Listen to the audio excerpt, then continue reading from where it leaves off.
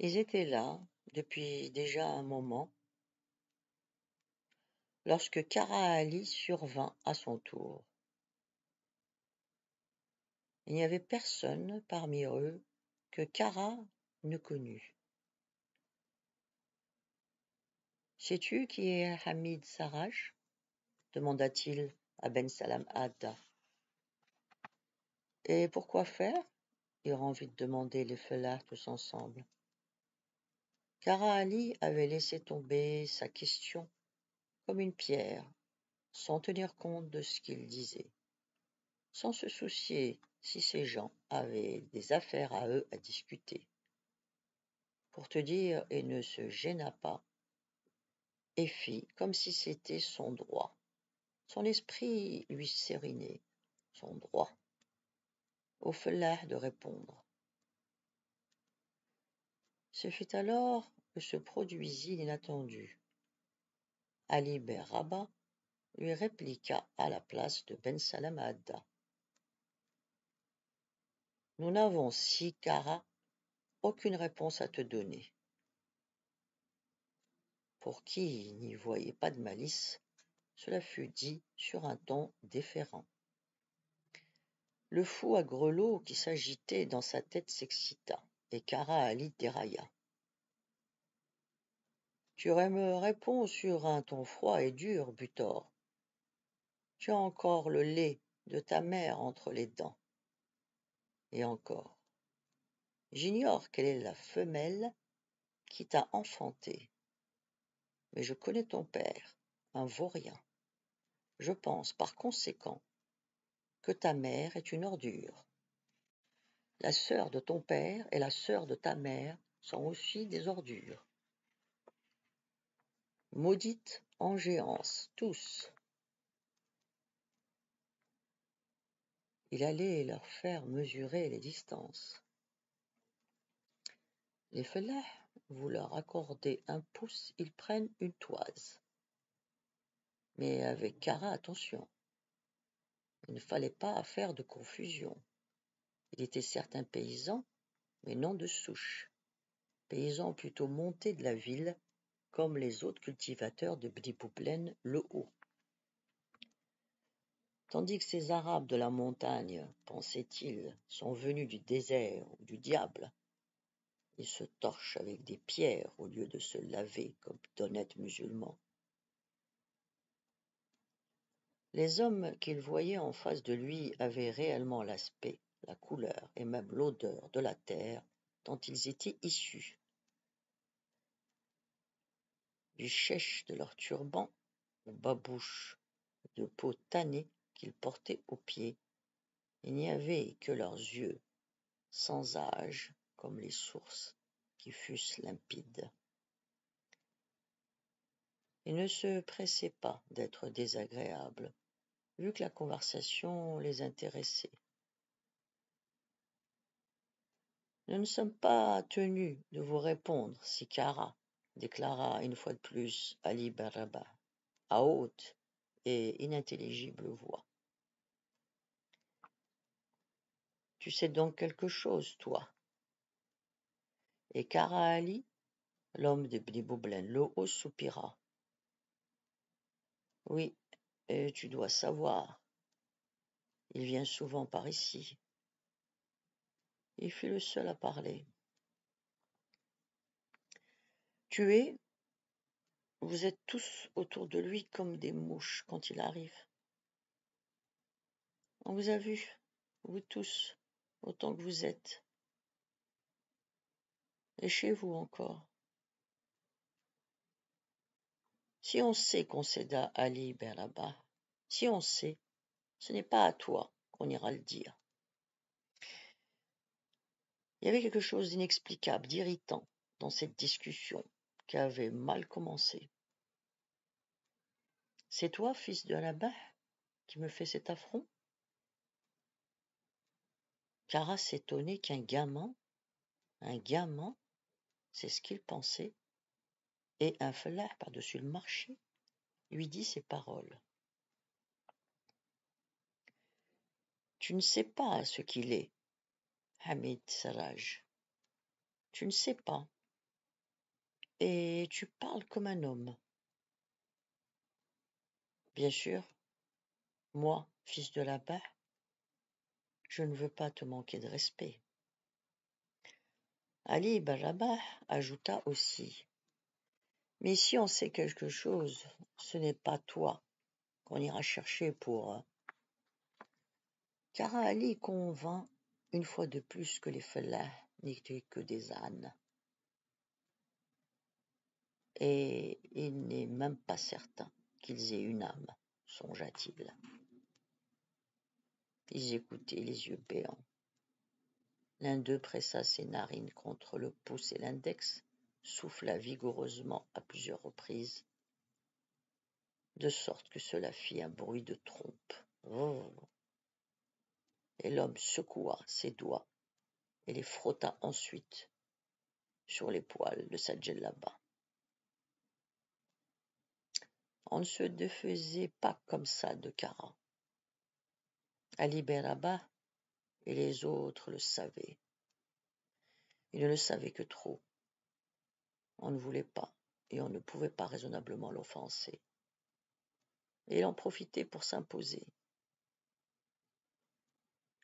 C'était sa moustache, son large visage qui était, comment dire, honorable comme celui d'un cadi, qui inclinait les fellahs à un respect instinctif. Ali ibn Rabah eût consenti de grand cœur à parler avec aménité, n'eût été la sournoise volonté de Kara. Pas un ici ne se rendit compte du combat qui se livrait à la lisière du silence.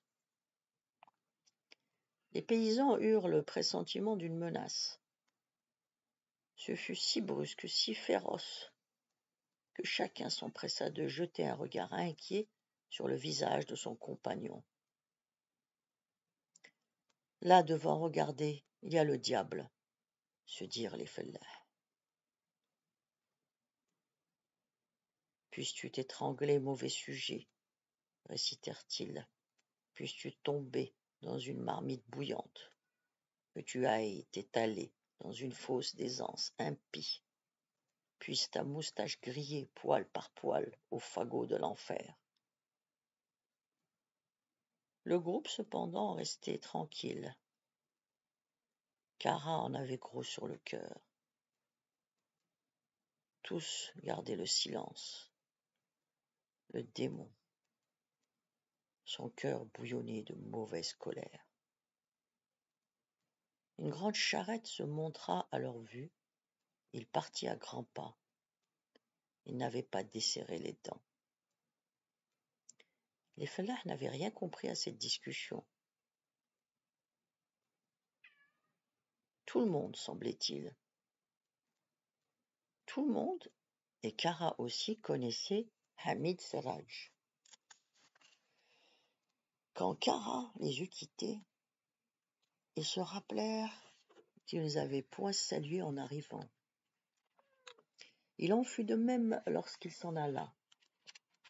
Non qu'ils tinssent à ces marques de respect, Dieu pardonne, grande est la terre du Seigneur. Mais tous ces hommes étaient affamés d'amour fraternel. Kara partit, aussitôt la confiance revint en eux. La vie prit de nouveau un sens clair. Pour de tels affamés, le pain, même mal cuit et brûlé, semblait bon. Mais Kara, de quelle pâte était-il? Il s'éclipsa derrière un coude de terrain et ralentit le pas. Sur la route flottaient des lueurs de fournaise. Il voyait approcher la charrette de proportions gigantesques, très longue, construite sur des roues massives, avec son chargement de fumier. Elle paraissait haute comme 3 maisons superposées. Au sommet, 2 valets de ferme, debout, tenaient des fourches à la main. Après la montée, ils saluèrent joyeusement la compagnie. La charrette répandit une odeur chaude. « Fils de votre mère, qu'attendez-vous là? Mais à quoi perdez-vous votre temps? Que la demeure de vos aïeux s'écroule » s'écria l'un des ouvriers agricoles. Kara, tout en cheminant dans le sentier des Bnei-Boublen-Lo, les entendit. La voiture roulait au milieu d'un bruit de meule. Il reconnut les deux gaillards juchés en haut du fumier. Ceux-ci échangèrent d'autres propos délurés avec les fellahs. Belle humidité, pensa Kara. Ils sont beaux, les hommes de chez nous, qui ne savent que jurer ou vomir des grossièretés. Des rires fusèrent des deux côtés, du haut du véhicule et du groupe qui stationnait sur la route. Attendez-vous à ce que le sel fleurisse, plaisantèrent les deux journaliers. C'étaient des gars au corps solide qui portaient le même vêtement. Une culotte à fond bouffant, leur retombant au-dessus du jarret, une chemise salie de terre sur le torse et sur la tête de petits chapeaux. Puissiez-vous vous étrangler, mauvais sujet, répondirent les autres. Et ils déversèrent une pluie d'injures, de choix, sur les deux valets de ferme, en leur lançant des clins d'œil. Sur quoi un éclat de rire général dilata les poitrines. Les deux hommes de la ferme Marcous n'avaient pas compris que les fellahs leur demandaient plus de discrétion. Je donnerais cher, se dit Kara, très cher, pour savoir de quoi il retourne. Et pour posséder une charrette comme celle-ci, et tout ce qui va avec elle. Ah, du diable, quel garnement ces fellahs! Ils n'ont plus de respect pour les gens plus haut placés qu'eux. Ils se permettent tout maintenant. Et pourquoi, je vous prie? Parce qu'ils ont trouvé des colons chez qui gagner de l'argent. De l'argent à ne savoir qu'en faire. On ne peut plus les tenir. On ne peut plus leur parler. Ils gagnent autant d'argent qu'ils veulent. C'est ça qui les rend insolents. Espérant saisir d'autres paroles, Kara prêtait l'oreille. Ils croient que tout leur est permis, les enfants de charogne. Comme ils oublient vite qu'ils ne sont que des fellahs, fils de fellahs, qui n'ont jamais connu que la misère. Regardez-les, les vauriens. Ils sont sur cette charrette, comme s'ils en étaient eux-mêmes les maîtres. Le cultivateur apercevait mal la route que les arbres des champs interceptaient. Il s'arrêta et les entendit s'esclaffer. Une salve d'imprécations explosa. Kara resta décontenancé. Voyez-vous ça? Comme ils jurent, marmonna-t-il. Et ce ne leur écorche pas la langue d'offenser le ciel, ces fils de sorcières de son temps. Je donnerais ma tête à couper qu'ils le font exprès. Ils doivent avoir quelque chose à cacher. La charrette remonta la route de ce bout, tourna vers la gauche et Kara n'entendit plus rien. Cependant, son esprit trottait toujours. Il avait noté les nombreuses allées et venues des fellahs dans la région, les assemblées qu'il tenait.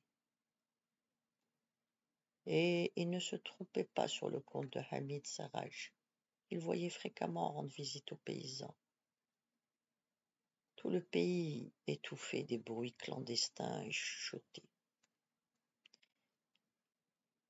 Le cultivateur de Bnei-Boublen-Lo savait à quoi s'en tenir. La suite demain. Vous pouvez vous abonner.